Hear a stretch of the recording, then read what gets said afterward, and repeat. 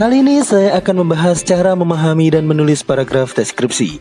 Apa perbedaan antara teks deskripsi dan paragraf deskripsi? Itu pertanyaan apa coba? Padahal sudah jelas. Kalau teks deskripsi berarti teks secara keseluruhan. Bisa lebih dari satu paragraf yang memuat tulisan dengan gaya penulisan detail atau informatif. Namun kalau paragraf deskripsi berarti sebuah paragraf yang isinya ditulis secara deskriptif. Deskriptif artinya detail dan informatif. Kamu harus paham menulis suatu paragraf dahulu, baru menulis teks secara utuh. Itu logikanya. Deskripsi adalah salah satu topik pengajaran bahasa, terutama bahasa Inggris, yang harus dikuasai tidak hanya oleh siswa, tapi juga oleh mahasiswa dan siapa saja yang menyukai untuk belajar bahasa Inggris. Guru dan dosennya apalagi, jelas harus paham logikanya. Langsung saja, tanpa ruwet kayak penanganan COVID-19 di Indonesia. Ruwet gak jelas, persis kayak cewek yang mau minta putus. Ruwet, bulet, terus posting aneh-aneh di Instagram. Muhehe.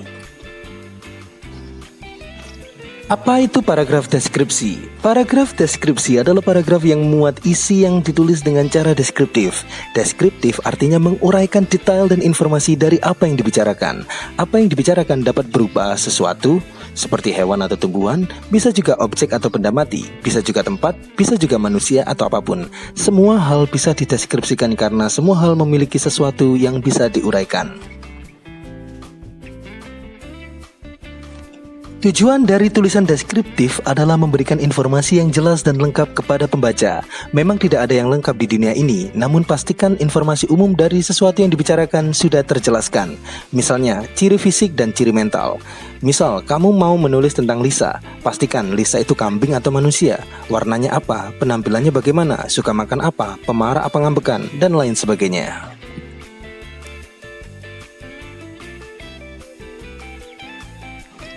Struktur penulisan deskriptif juga sangat sederhana, hanya ada dua, identifikasi dan deskripsi. Identifikasi merujuk pada apa atau siapa yang kamu bicarakan, biasanya ditaruh di bagian awal paragraf. Misalnya, kamu mau menulis tentang keong kesayanganmu, awali paragraf dengan, aku memiliki keong, kuberi nama Jarjit. Lalu setelah itu, kamu mendeskripsikan Jarjit mulai fisiknya sampai kepribadiannya.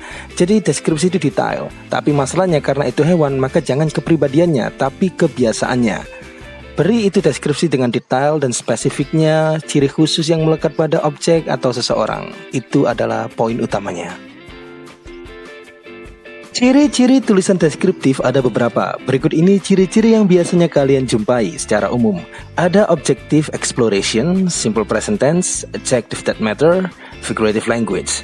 Objektif artinya netral, tidak memihak atau apa adanya. Pastikan tulisan kamu tidak memihak karena kamu menulis berdasarkan apa yang kalian amati secara fakta. Jika pesek ya tulis saja pesek, jika kumal ya tulis saja kumal. Jangan jelek dibilang cantik, itu kayak cowok bucin ke ceweknya. Muhehe. Tapi yang pasti, meskipun objektif, gunakan kode etik penulisan agar tidak terjebak dalam tulisan ofensif atau menyinggung. Misalnya, kalian mau mendeskripsikan orang Afrika Amerika, maka kamu sebaiknya jangan menulis negro atau nigger, karena itu adalah istilah yang rasial. Maka gunakan orang kulit hitam atau Afro-Amerika.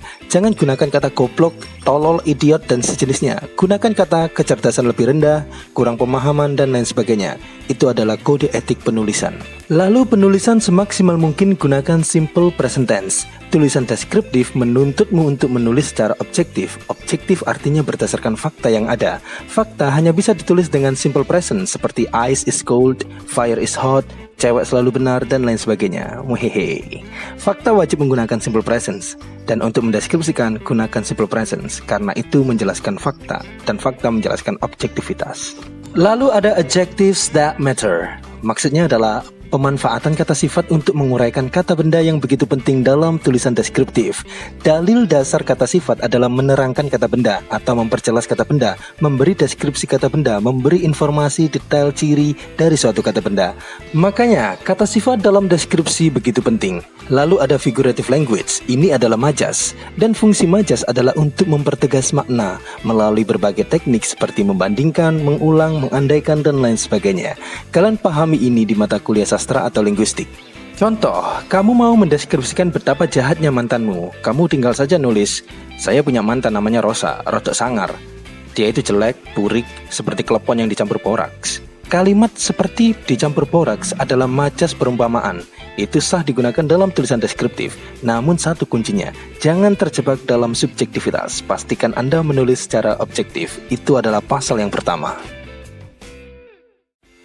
Ada beberapa trik yang membantumu untuk menulis deskripsi apa saja yang diperlukan untuk ditulis. Lihat pada slide. Untuk mendeskripsikan seseorang, orang lo ya, bukan mantan. Kalau mantan itu makanan setan. Kalau seseorang dideskripsikan mulai dari apa yang nampak, penampilan fisik, lalu disusul dengan kepribadian, mental, sifat, atau apapun yang berkaitan dengan pribadi orang itu secara psikologis. Untuk hewan, kamu bisa mendeskripsikan penampilannya dan kebiasaannya atau behavior, karena hewan tak memiliki kepribadian. Hewan hanya memiliki insting, bukan psikologis. Hewan gak pernah bucin, patah hati, atau halu, itu dalilnya. Untuk objek atau benda mati, fokus pada karakteristik atau ciri. Saya pernah menjelaskan pada topik noun phrase bahwa ada ciri objektif dari benda, bisa dilihat dari ukuran, warna, umur, kegunaan, dan lain sebagainya. Fokus pada apa itu, siapa itu, dari mana asalnya, terbuat dari apa, bagaimana bisa, mengapa seperti itu. Rumus 5W dan 1H juga sangat bermanfaat untuk mendeskripsikan suatu objek. Ini adalah contoh mendeskripsikan orang. Identifikasinya yang dicetak hijau, bicara tentang dosen favorit namanya Belvana. Yang cetak biru adalah ciri fisiknya, apa yang nampak. Lalu yang dicetak oranye adalah kepribadiannya. Ada yang ditulis langsung seperti patient, tolerant, dan smart. Namun ada pula yang ditulis secara tersirat atau tak langsung seperti she never terrorizes us, yang menunjukkan bahwa ia sebenarnya sabar dan penyayang. Pertanyaannya, emangnya ada cewek yang gak pernah meneror cowok? Itu kayaknya mitos. Wehehe.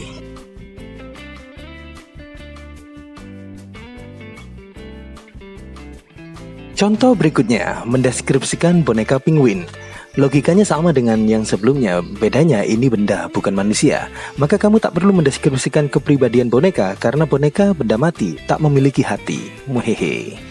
Cetak hijau adalah identifikasi, cetak biru adalah ciri fisik, how it looks. Cetak oranye adalah ciri-ciri lain dari boneka tersebut. Di dalam pendeskripsian selalu kaitkan dengan formula 5W1H. What, who, when, where, why, and how. Namun tak diwajibkan bagimu untuk melibatkan semuanya. Jikapun kamu bisa melibatkan semuanya, maka deskripsimu menjadi semakin detail dan semakin informatif. Seperti biasa, jika kamu belajar sesuatu hari ini, jangan lupa untuk tulis di kolom komentar. Tetap berbakti kepada orang tuamu dan sekian, terima kasih.